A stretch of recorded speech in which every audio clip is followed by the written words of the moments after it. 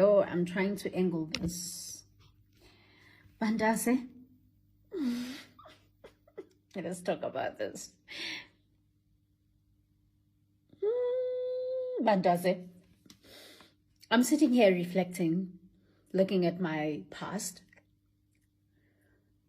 My daughter right now, she's doing grade 9.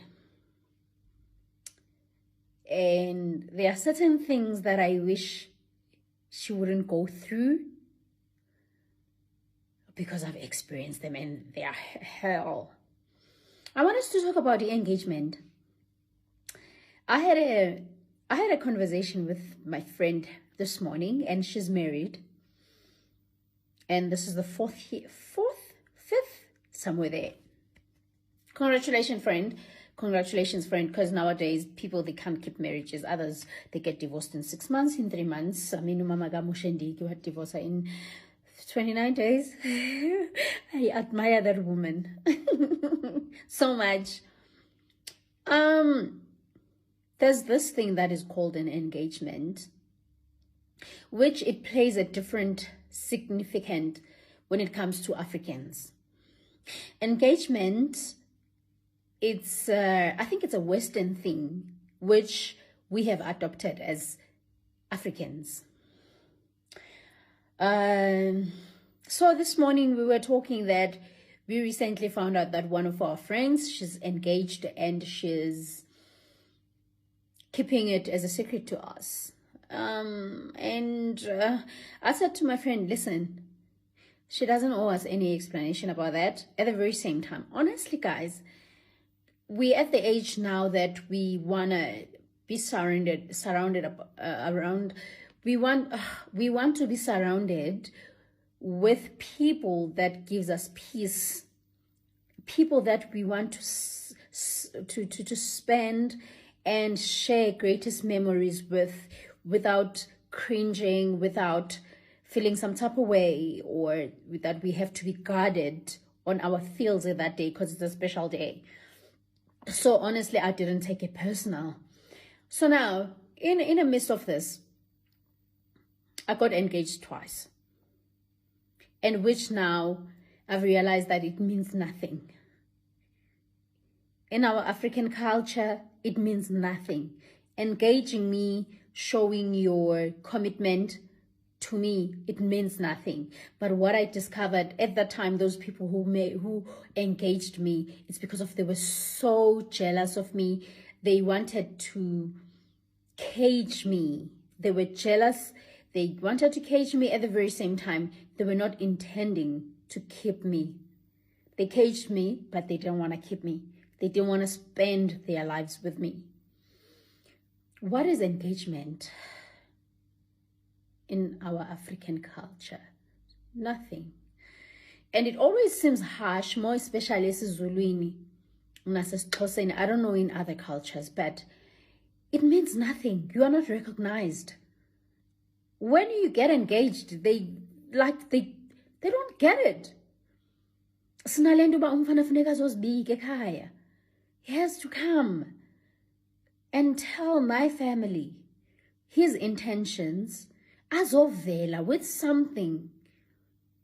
He has to come with something. Keep something ekhaya to show that his intentions are pure, and he's gonna come back. That's the part of the engagement. Someone, but someone who goes buy you a ring in my African culture is not recognized. Come home, pay a bit of dowry. In that moment, you'll be clear of what they want from you, how many cows they're looking for from you, and how the whole process is gonna go on. Engagement with a ring, with a guy kneeling down, doesn't matter if he's kneeling on a skydiving or under the sea with that ring, in my African culture is not recognized. Our African ladies, when someone says, I'm committed, I want to do the right thing, send them home, send them to your family, send them to do the right thing in an African way so that he can be recognized. I'm not saying this in a bitter, I mean engagement. It's a beautiful thing when you see that, when you see that big diamond and whatsoever. It will definitely mean something to you and your partner. Does your family recognize him? Do they recognize you as someone who's committed to someone, and they have to as well play a role of telling you what to do as a bride, telling you what to do as, a bride to be, as a groom to be? They have no say. They don't recognize that. They don't. It took me 2 engagements to understand that it was not recognized. It was not at all. So, Mdase, if you find someone who says to you, I'm committed, even if they're not Africans, that's the least they can do for you as an African lady. As an African lady, that's the least they could do, to send their uncles to go home to your family and say, we've seen this beautiful lady here and our intentions are this and that and that and that, and this is what we brought, and the reason this is the starter of the journey of coming to pay for a bride's price or a dowry. This is what we have and this is what we're intending. But now we need to know, please navigate us as a family, that as we came here with the certain things, certain cows, certain amount, what is more to add on? But my intention is to be united with this lady and the family. I hope I make sense. Guys, English is not my mother's tongue. It's not my language. But I hope I made sense. Trust me, it's not coming from a malicious way. It's not coming on a bitter angle. So my ladies, all I'm asking from you, let's teach people who we are. Let's teach them how things can be smooth if they do right by our families. I know it's going to be your marriage between you and your husband, but I believe that we will forever need our family's validation in everything. Forget the society. But it's to understand the assignment between you and how your family expects things. Let's not talk about what the forefathers and whatsoever, but let's focus on what our parents, our current families are expecting from us. It's very important. And let's learn, ladies, let's learn that. Let's learn this. It's very important as well to sit down your parents and tell them about your partner's financial state. Because now, other men, it's not like they don't want to marry us, but it's what our families are expecting from them. And I think it's important to sit your family down and say, my partner or my boyfriend, my girlfriend, my whatsoever, they want to come home and do the right thing. But they certainly don't have what you are acquiring from now. Can you give him grace to do the right thing so that we don't end up cohabitating?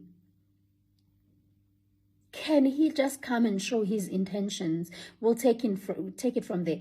Aren't they saying in our Zulu and Xhosa that a bride, you will never finish the price of a bride? Can he come now? He's got this amount. Can you still recognize him as my partner? His intentions are good. It's just that at this point, he doesn't have that certain amount.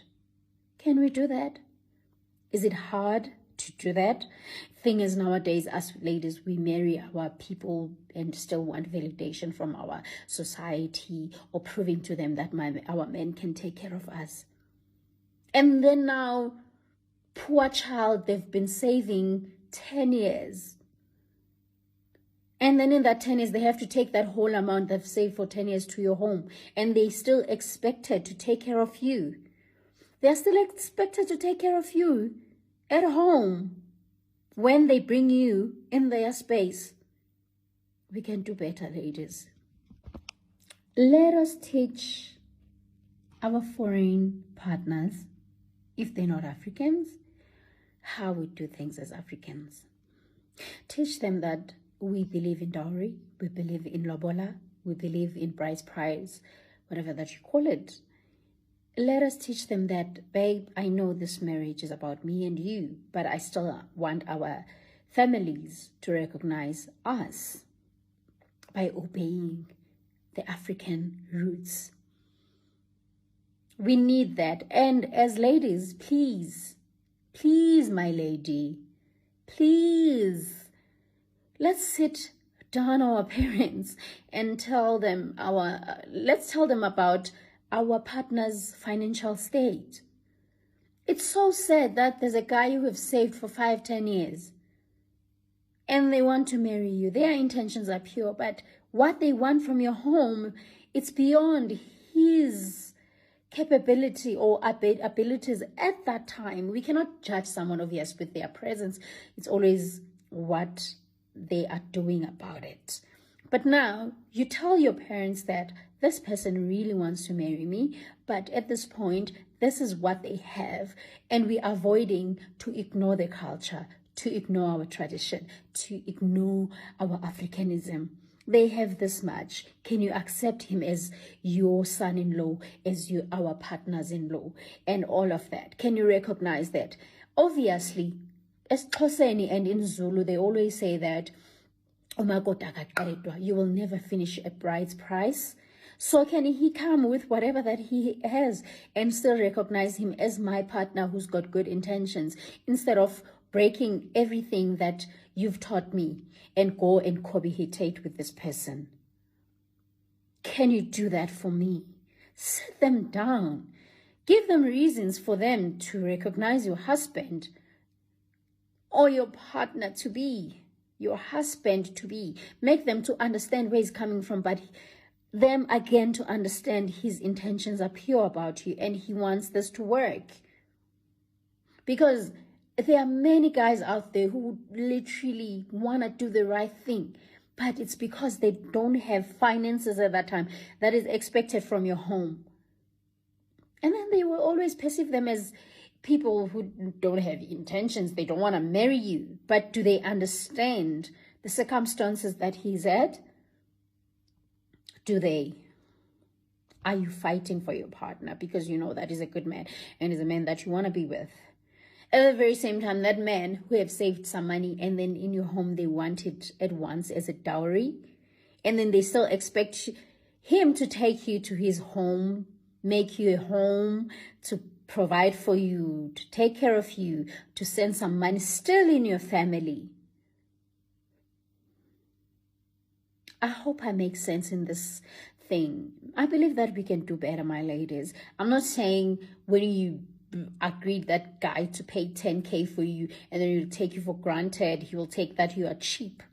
If you have communicated and the guy to understand the assignment and what is expected of him, and him as well to commit that I know this is not what you're looking for, but can I start here? We start somewhere. We can do better, my ladies. I'm proud of you. I hope this will reach 1 or 2 people who will make things better for their future husbands. Bye, y'all.